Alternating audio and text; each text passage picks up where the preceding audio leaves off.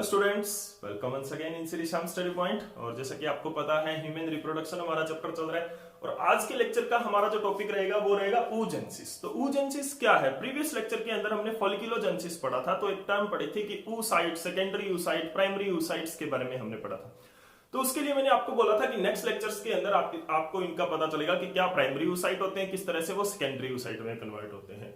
तो आज के लेक्चर में जानेंगे हम किस तरह से प्राइमरी oocyte बनते हैं, सेकेंडरी oocyte किस तरह से बनते हैं। तो मेन जो हमारा जो प्रोसेस है वो क्या है? oogenesis है, जिसके अंदर फीमेल गैमेट और एग की फॉर्मेशन होती है। जैसे स्पर्मेटोजेनेसिस पढ़ा था, फॉर्मेशन ऑफ मेल गैमेट और स्पर्म की फॉर्मेशन, उसी तरह से oogenesis फीमेल्स के अंदर होता है। तो अभी देखिए, अगर oogenesis की शुरुआत कहां से होती है, तो ये जो oogenesis है ये शुरू हो जाता है starts in the embryonic stage of the female, कि फीमेल का बर्थ भी नहीं हुआ है अभी, उसका फीमेल का एम्ब्रियो ग्रो कर रहा है इन देयर मदर के अंदर फीमेल का एम्ब्रियो ग्रो कर रहा है। उसी टाइम से क्या होती है? oogenesis है, वो प्रोसेस स्टार्ट हो जाती है उनके अंदर। वो किस तरह से होती है? तो पहली बात तो इसका एक मेन कैरेक्टर क्या है कि ये oogenesis है कब शुरू हो जाती है? एम्ब्रियोनिक स्टेज के अंदर ही, लेकिन स्पर्मेटोजेनेसिस पबर्टी पे शुरू होती है। ठीक है, उसके बाद में ये प्रोसेस डिसकंटिन्यूअस होती है। किस तरह से कि जब तक फीमेल बेबी का बर्थ नहीं होता है तब तक ये oogenesis चलती रहती है, लेकिन बर्थ के बाद में रुक जाती है। कब तक? पबर्टी तक। जिस स्टेज पे आके रुकती है उसको प्राइमरी फॉलिकल और प्राइमरी oocyte की स्टेज पर आके रुकती है, वो हम डिटेल में पढ़ेंगे। उसके बाद में आगे की जो प्रोसेस है, यानी कि आधी प्रोसेस हुई, रुक गई, ठीक है, उसके बाद में पबर्टी तक रुकी रही। पबर्टी जब एक्वायर की तो वो जो रुकी हुई स्टेज जो प्रोसेस थी वो आगे फिर कंटिन्यू हो गई, यानी कि वो रिज्यूम हो गई। तो अभी देखो क्या होता है कि ये क्या है, it is A discontinuous process and starts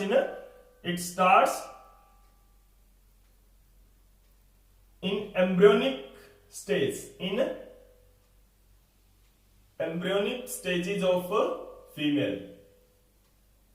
of female, यानी एम्ब्रियोनिक लाइफ के अंदर ये शुरू हो जाती है। And it is A discontinuous process. ये डिसकंटिन्यूअस किस तरह से है ये भी आपका क्लियर हो जाएगा जैसे जैसे लेक्चर आगे बढ़ेगा। It is A discontinuous process. अब हम बात करते हैं oogenesis होता किस तरह से है। तो सबसे पहले हमारे पास एक सेल होती है जिसको हम बोलते हैं primordial germ cell, that is the diploid cell. कौन सी होती है? Primordial germ cell. क्लियर जी? प्राइमोर्डियल जर्म सेल है वो क्या होती है? It is a cell, germ cell, क्योंकि हमने क्या है फॉर्मेशन ऑफ एग पढ़ना है, करना है, यानी कि फॉर्मेशन ऑफ एग की, एग किस तरह से बनता है, फीमेल गैमेट है वो किस तरह से फॉर्म होता है। ठीक है, तो हमें पता है कि जो गैमेट्स की जो फॉर्मेशन होती है वो जर्म सेल से ही होती है। टेक्स्ट बुक के अकॉर्डिंग अगर हम बात करें तो किस तरह से होता है? वो जर्मिनल एपिथेलियम से होता है। टेक्स्ट बुक की अगर हम बात करें तो germinal epithelium of the ovary से क्या होता है? जर्म सेल्स आते हैं ओवेरी के अंदर, यानी कि we can say that the germinal epithelium of the ovary give rise the germ cells in the ovary. Ovary के अंदर जर्म सेल्स देते हैं which further develop into female gamete. लेकिन एक्चुअलिटी क्या होती है, यानी कि रियलिटी क्या होती है? रियलिटी में जो जर्मिनल एपिथेलियम है वो जर्म सेल्स नहीं देता है। जर्म सेल्स कहां से आती है? एम्ब्रियोनिक स्टेज के अंदर एम्ब्रियो का एक योक सेक होता है, योक सेल्स होती हैं। तो उस योक से क्या होता है, कुछ जर्म सेल्स माइग्रेट हो जाती है इनटू द ओवेरी, ओवेरी के अंदर माइग्रेट हो जाती है। तो अगर हम देखें तो वो जर्म सेल्स ओवेरी के अंदर बनी नहीं, वो तो एक्स्ट्रा ओवेरियन है, एक्स्ट्रा गोनेडल है वो तो, क्योंकि ओवेरी गोनेड्स है। ठीक है, तो एक्स्ट्रा गोनेडल है वो तो, ठीक है, क्योंकि एम्ब्रियोनिक स्टेज के अंदर जब ओवेरी बनती है तो ओवेरी के अंदर जर्म सेल्स नहीं होते, वो तो योक से एम्ब्रियो का जो दूसरा पार्ट है योक, वो भी हम पढ़ेंगे आगे, योक से ओवेरी के अंदर माइग्रेट हो रही है। लेकिन अगर क्वेश्चन आया तो जर्मिनल एपिथेलियम में लिखना है, क्योंकि टेक्स्ट बुक में, एनसीईआरटी में या किसी भी बुक में अभी तक ये अपडेट नहीं हुआ है। तो प्राइमोर्डियल जर्म सेल्स क्या करती हैं? सबसे पहले जो आती है हमारे पास प्राइमोर्डियल जर्म सेल्स होती हैं। ठीक है, अब ये primordial germ cells they divide mitotically. ये क्या करते हैं? माइटोटिकली डिवाइड करते हैं और क्या बना लेते हैं? oogoनियम सेल बना लेते हैं। अगर सिंगल सेल की बात कर रहे हो तो oogoनियम, और अगर बहुत सारी सेल की बात कर रहे हो तो oogonia, oogoनियम बन गया यहां पर। अगर बहुत सारी सेल, सभी सेल्स की बात कर रहे हो तो oogonia। कैसे बना? माइटोसिस से। This is the diploid cell. ये डिप्लॉयड सेल है तो ये भी क्या होगी? डिप्लॉयड सेल होगी। ये फेज जो यहां पर होता है ये क्या होता है? मल्टीप्लीकेशन फेज होता है। कौन सा फेज है? Multiplication phase, multiplication phase of the oogenesis। ठीक है, जो oogenesis है वो 3 फेजेस के अंदर होता है, multiplication phase, growth phase and then maturation phase. ठीक है, अब देखो यहां पर जो oogoनियम है, oogoनियम क्या करता है, अपना साइज को इंक्रीज करता है, it increases it's size, size को इंक्रीज करता है, इट्स साइज, यानी कि साइटोप्लाज्म को इंक्रीज करता है। क्यों करता है? क्योंकि यहां से इसने गैमेट्स बनाने हैं, फीमेल गैमेट्स बनाने हैं। स्पर्म के अंदर बहुत कम साइटोप्लाज्म होता है, तो यानी कि जो आगे की जो प्रोसेस है, फर्टिलाइजेशन करनी है या दूसरी जो प्रोसेसेस करनी है, न्यूट्रिशन सारा का सारा ओवम में होता है, ओवम का न्यूट्रिशन यूज किया जाता है। तो वो तभी दे पाएगा जब उसके अंदर क्या है कि लार्ज साइटोप्लाज्म होगा, यानी बड़ी सेल होगी। तो इट इंक्रीज इट्स साइज, ये साइज इंक्रीज कर दिया बाय इंक्रीजिंग योग से। ये क्या करती है, अपना जो योग होता है, योग इंक्रीज करती है। यहां पे एक टर्म होती है योग इंक्रीज करने की, वो टर्म आपने कमेंट सेक्शन में बतानी है। तो आपके लिए एक क्वेश्चन है यहां पर कि जो oogonia है वो अपना योग इंक्रीज करती है, साइज इंक्रीज करती है, और ये अपना साइज लगभग ह्यूमन के केस में अगर हम बात करें तो लगभग 200 टाइम्स इंक्रीज कर लेती है। अलग अलग ऑर्गेनिजम्स के अंदर अलग अलग जो है साइज इंक्रीज होता है, यहां पर ये कितना करती है, लगभग 200 टाइम्स, यानी कि इससे लगभग 200 गुना बड़ी हो जाती है। अब यहां पे इसके लिए एक टर्म यूज होती है, ठीक है, योग सेक को इंक्रीज करने के लिए एक टर्म यूज होती है, उसको हम क्या बोलते हैं, ये आपके लिए क्वेश्चन है। कमेंट सेक्शन में इसका आंसर जरूर दें आप। इस जब ये लेक्चर आप देखोगे तो इसके कमेंट सेक्शन में इसका आंसर आपने देना है। ठीक है, नेक्स्ट लेक्चर के अंदर मैं आपको बताऊंगा कि वो टर्म क्या होती है। ठीक है, तो अभी क्या है कि योग है वो इंक्रीज हो गया। ठीक है, इंपॉर्टेंट टर्म, मैं पहली बात बता रहा हूं, इंपॉर्टेंट टर्म है, उसका आपने आंसर जरूर देना है और क्वेश्चन भी बहुत इंपॉर्टेंट बनता है। अब यहां पर अलग अलग ऑर्गेनिजम्स की हम बात करें, जैसे कि कुछ एग लेइंग ऑर्गेनिजम्स होते हैं। एग लेइंग ऑर्गेनिजम्स के अंदर जो योग है वो ज्यादा बनता है, क्योंकि जो बेबी जिनके फीमेल के अंदर ग्रो करता है उनसे तो वहां उस केस में तो जो बेबी है वो फीमेल से अपनी सारी नोरिशमेंट ले रहा है। लेकिन अगर हम बात करते हैं एग लेइंग एनिमल्स की, तो उनसे तो क्या होता है कि फर्टिलाइजेशन के बाद में जो फर्टिलाइज्ड एग है, दे released out the egg outside the body, body से बाहर छोड़ देते हैं। तो अब उस एग के अंदर जो एम्ब्रियो फॉर्म हो रहा है, एम्ब्रियो का जो ग्रोथ हो रही है, डेवलपमेंट हो रहा है इनटू बेबी, वो क्या होता है, वो नोरिशमेंट उसी एग से ही लेगा। तो यहां पर इसीलिए क्या होता है, ये साइटोप्लाज्म है वो इसका ग्रो करता है, इसका साइज है वो ग्रो करता है। वो ये 200 टाइम्स ह्यूमन के अंदर है, हैंड के अंदर भी 200 टाइम्स होता है।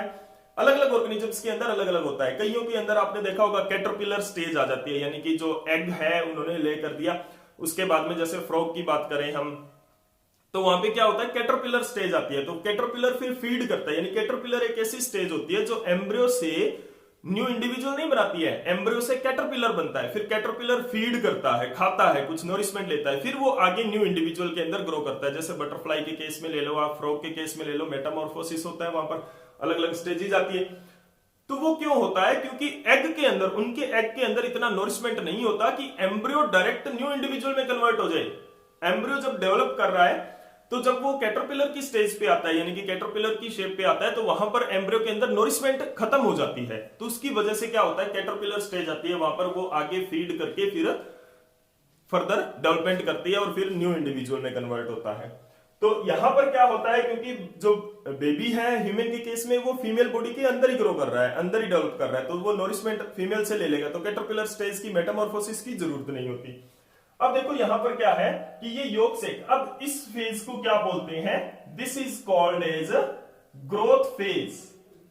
अब टर्म आपने जरूर बतानी है। ग्रोथ फेज में जो ग्रोथ है उस जो करता है योग की, जो oogoनियम है, उसको क्या बोलते हैं। तो ये भी क्या है, इसने कोई डिवीजन नहीं की है, कोई कुछ नहीं किया है, सिर्फ अपना साइज इंक्रीज किया है। तो ये भी oogoनियम है, ये भी डाइप्लॉइड रहेगा। अब उसके बाद में अगर हम बात करते हैं ये oogoनियम ना, अब ये oogoनियम है, इट अंडरगो द मियोसिस। अब ये मियोसिस के अंडरगो जाएगा, ठीक है, and it convert into primary oocyte। अब ये क्या बन गया, हमारा प्राइमरी oocyte बन चुका है। It is the this is the primary oocyte। बना कैसे? Bye meiosis. मियोसिस कौन सी हुई? क्योंकि मियोसिस 2 होती है, meiosis first and meiosis second, तो मियोसिस फर्स्ट होती है यहां पर, लेकिन कंप्लीट नहीं हो पाती है यहां पर, इसीलिए ये डाइप्लॉइड ही रह जाता है। क्योंकि अगर मियोसिस फर्स्ट कंप्लीट हो जाती है तो हैप्लॉइड सेल्स आ जाती हैं, लेकिन यहां पर मियोसिस फर्स्ट कंप्लीट नहीं हुई है। तो ये जो सेकेंडरी प्राइमरी oocyte की स्टेज है, this stage is arrested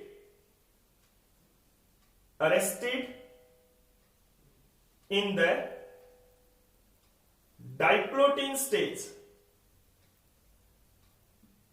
Diplotin stage of prophase first.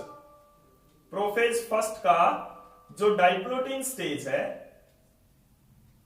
उसके अंदर ये क्या होती है? This stage is arrested. ये स्टेज है वो अरेस्ट हो जाती है, यानी कि एक रेस्टिंग फेज यहां पे आ जाता है, पहला रेस्टिंग फेज होता है। ठीक है, अब क्या होता है? ये एम्ब्रियोनिक केस में होता है। ये कहां हो रही है ये process? It occurs in the embryonal stage. ये सारी की सारी कहां हो रही है ये प्रोसेस की अगर हम बात करें तो this is the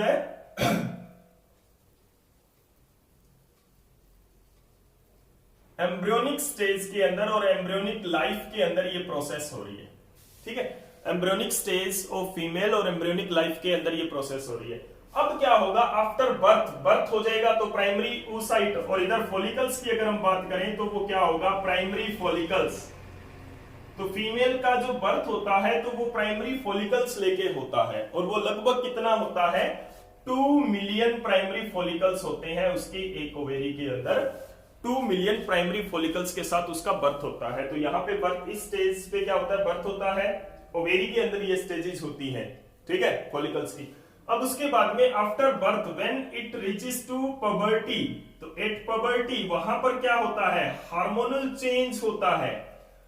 hormonal change में क्या होता है? गोनेडोट्रोपिन रिलीज हो जाता है। गोनेडोट्रोपिन क्या होता है? फॉलिकुलर स्टिमुलेटिंग हार्मोन एफएसएच और एलएच ल्यूटिनाइजिंग हार्मोन रिलीज हो जाता है। तो उनके इन्फ्लुएंस में गोनेडोट्रोपिन क्या है? LH and FSH.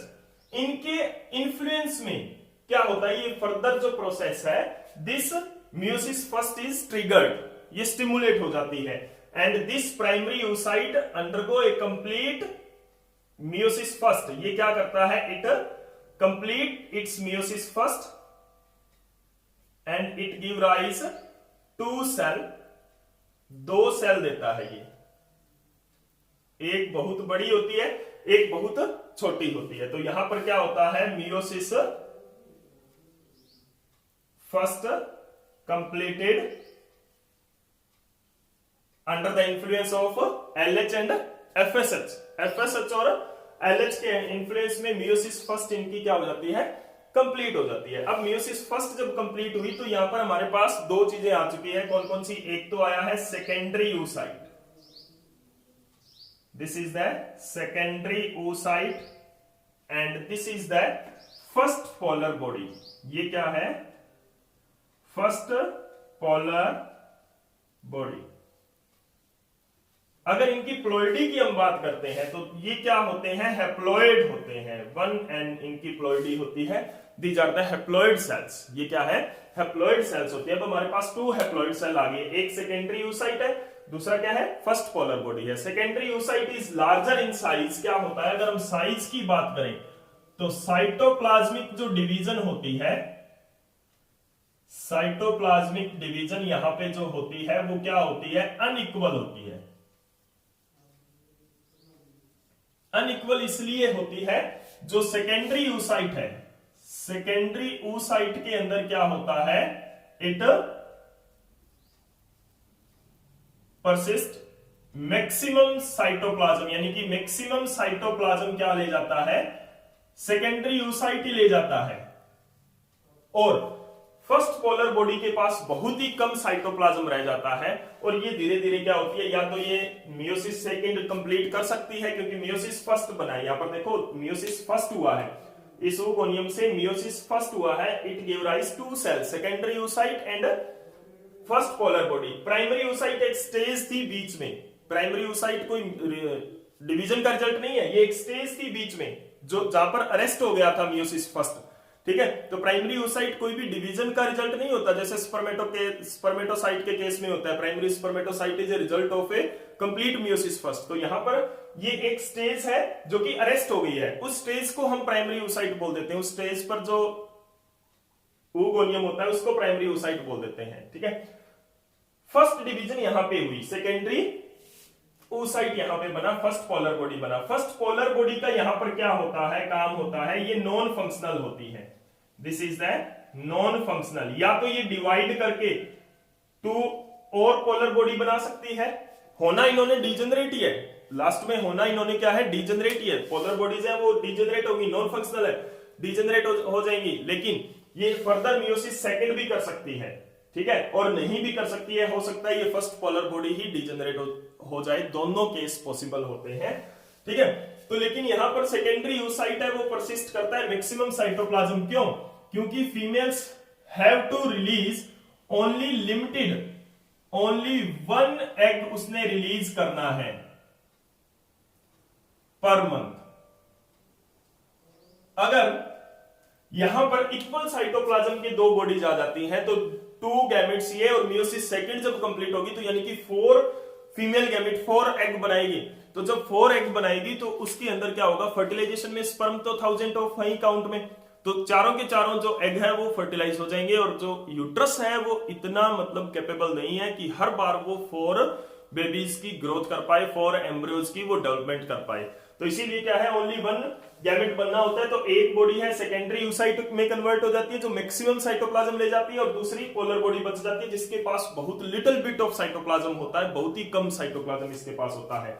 Now this secondary oocyte, ये सेकेंडरी oocyte ये स्टेज भी क्या होता है, मियोसिस 2 स्टार्ट करती है।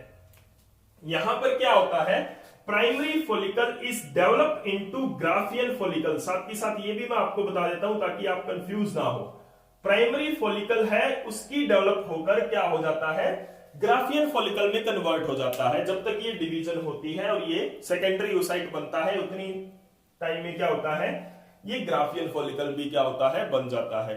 ठीक है, अब देखो दिस सेकेंडरी oocyte है, ये क्या करता है, ये मियोसिस सेकंड करेगा। अब ये स्टेज भी क्या होगी, अरेस्टेड होगी। यहां पर मियोसिस सेकंड स्टार्ट किया, this stage is arrested in metaphase second, यानी कि मियोसिस सेकंड इसने स्टार्ट कर दी, लेकिन मियोसिस सेकंड स्टार्ट करने के बाद में इसके अंदर जब मेटाफेज स्टेज आई, मियोसिस की जो मेटाफेज फेज में ये पहुंचा, तो इसने क्या किया, फिर इसकी डिवीजन रुक गई। ठीक है, तो मेटाफेज सेकंड के अंदर ये फिर अरेस्ट हो गया। अब क्या होगा, ये सेकेंडरी oocyte है, this is the secondary oocyte, ये हमारा सेकेंडरी oocyte है। इसकी जो फर्दर ग्रोथ है वो ट्रिगर होगी बाय द फर्टिलाइजेशन। अब क्या होगा, यहां पर this arrested stage is triggered by fertilization. जब फर्टिलाइजेशन होती है यानी कि स्पर्म इसके पास आता है, यहां पर ओव्यूलेशन हो जाता है, इस फेज पर क्या हो जाता है, ओव्यूलेशन हो जाता है। ओव्यूलेशन यानी कि सेकेंडरी oocyte है वो रिलीज हो जाता है इनटू द फेलोपियन ट्यूब। अब देखो फेलोपियन ट्यूब के अंदर एंटर नहीं करता, वो जरूरी नहीं है फेलोपियन ट्यूब में, वो क्या होता है पेल्विस रीजन में रिलीज करती है, क्योंकि ओवेरी के साथ कोई कनेक्टेड नहीं है फेलोपियन ट्यूब, उसके ऊपर जस्ट फिम्बरी है वो मूव कर रहे हैं। ठीक है, तो इसने क्या किया, पेल्विस रीजन में क्या किया, स्पर्म को रिलीज किया, वहां से उसने सक कर लिया, सक्शन प्रेशर से सक कर लिया। हर बार जो है जरूरी नहीं है कि जो फीमेल गैमेट है, एग जो सेकेंडरी oocyte यहां पे रिलीज किया है ओवेरी ने, ग्राफियन फॉलिकल यहां पे रप्चर हो जाएगा, Graafian follicle rupturing and it form corpus luteum. ये क्या बना देगा, कॉर्पस ल्यूटियम। ठीक है, अब क्या होगा, अगर तो स्पर्म आया यहां पर, अब जो क्या बता रहा था मैं आपको कि जो सेकेंडरी oocyte है this is released into the pelvis region, वहां से फेलोपियन ट्यूब की फिम्बरी है उसको ले जाएगी।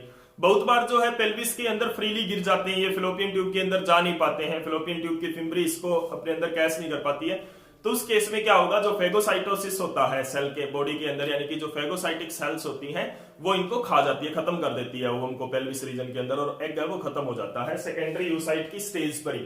ठीक है, अब फिलोपियन ट्यूब के अंदर चला गया है। फिलोपियन ट्यूब के अंदर अगर स्पर्म आया तो आगे प्रोसेस होगी, नहीं तो ये विदिन 24 आवर सेकेंडरी यूसाइट है वो डैमेज हो जाएगा, डेड हो जाएगा। तो यहां पर फिलोपियन ट्यूब के अंदर क्या होता है, आफ्टर ओव्यूलेशन, ओव्यूलेशन के बाद में, आफ्टर ओव्यूलेशन सेकेंडरी oocyte जो है wait for sperm, wait for sperm for 24 hours in fallopian tube, fallopian tube के अंदर वेट करता है, in fallopian tube. In the absence of sperm, sperm की एब्सेंस में क्या होता है, दिस 24 आवर तक नहीं आया तो ये सेकेंडरी oocyte है वो डीजनरेट हो जाएगा, खत्म हो जाएगा, फेगोसाइटोसिस इसका हो जाता है। ठीक है, और अगर स्पर्म एंट्री हो जाती है तो क्या होता है, देखो जब इसके साथ फर्टिलाइजेशन होगी then it give rise to new cell, 2 new cell ये देगी, कौन सी, मियोसिस सेकंड अपनी कंप्लीट करेगी, and it complete meiosis second, and which is triggered by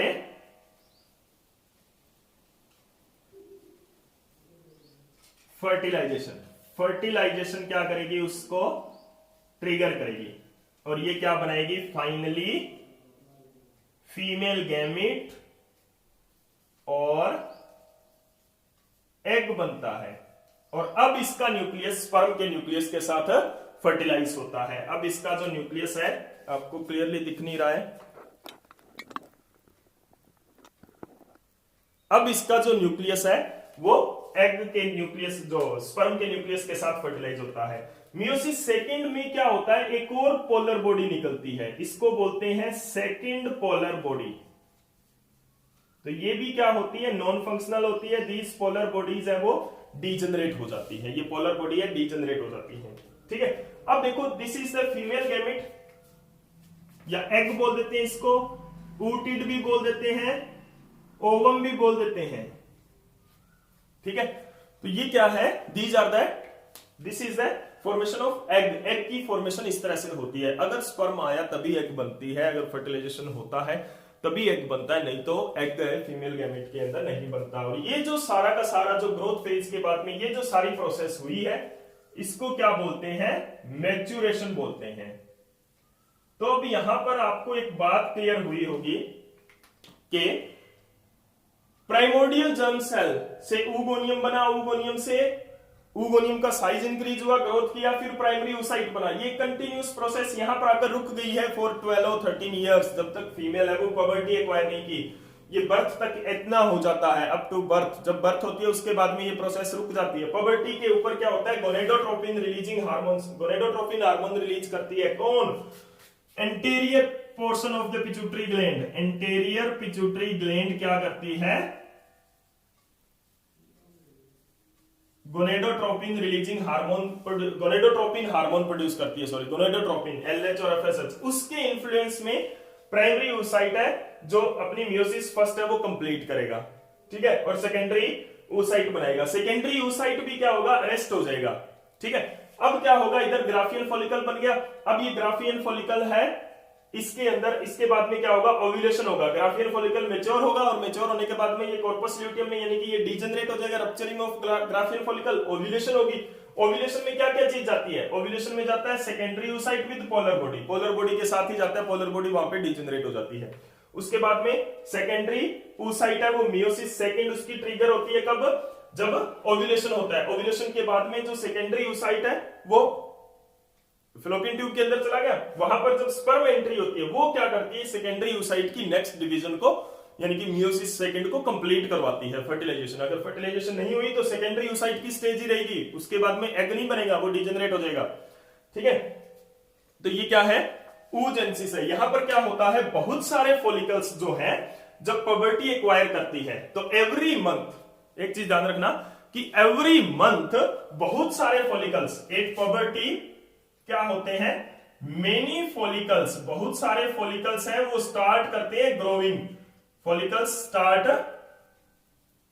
development, अपनी डेवलपमेंट को स्टार्ट करते हैं, बट ओनली वन, एक ही ग्राफियन, एक ही फॉलिकल है वो ग्राफियन फॉलिकल बनके रप्चर हो सकता है पर मंथ, एक मंथ के अंदर। बाकी सारे डीजनरेट हो जाते हैं, बाकी सारे के सारे क्या होते हैं, डीजनरेट हो जाते हैं, उनमें फॉलिकुलर अट्रेसिया हो जाता है। तो ये माना जाता है, ये देखा गया है कि लगभग 500 Graafian follicle, primary follicle, 500 primary follicle हैं, वो एवरी मंथ ये डेवलपमेंट स्टार्ट करते हैं और उनमें से only one Graafian, one follicle है वही क्या होता है, ओव्यूलेट हो पाता है, वन फॉलिकल है वही ओव्यूलेट कर पाता है। तो this is all about that, बाकी सारे के सारे फॉलिकुलर अट्रेसिया हो जाता है।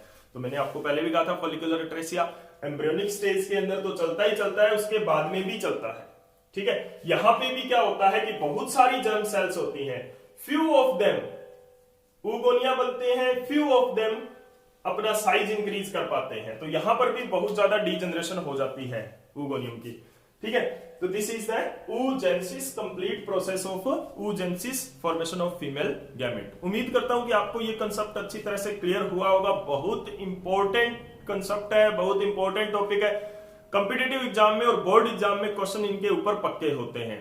नेक्स्ट लेक्चर के अंदर हम पढ़ेंगे हार्मोनल कंट्रोल, तभी आएगा जब ये प्रोसेस आपको समझ में आया हुआ है, तभी आप समझ सकते हो हार्मोनल कंट्रोल ऑफ oogenesis। तो अगर वीडियो अच्छा लगा तो लाइक एंड शेयर है वो करते रहें, और जैसा भी आपको ये लेक्चर लगता है उसके बारे में कमेंट सेक्शन में अपनी राय जरूर दिया करो। Thank you. और आज एक क्वेश्चन भी आपको पूछा है, सॉरी भूल गया था, एक क्वेश्चन भी आपको पूछा है कि जो योग फॉर्मेशन होती है, यहां पर एक टर्म यूज करते हैं हम इसके लिए, वो टर्म क्या है वो आपने कमेंट सेक्शन में जरूर बतानी है। नेक्स्ट लेक्चर के अंदर मैं आपको बताऊंगा कि वो टर्म क्या है। तो लाइक एंड शेयर है वो बनता है अगर आपको ये लेक्चर अच्छा लगा। Thank you.